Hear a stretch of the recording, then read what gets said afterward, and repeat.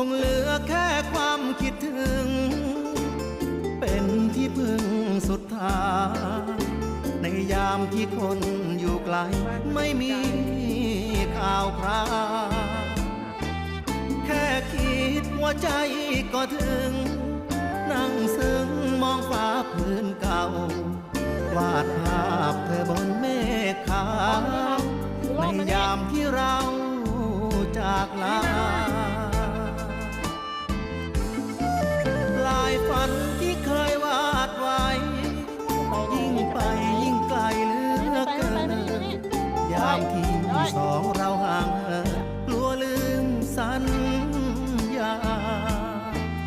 งานหนักอยากพักชั่วคราว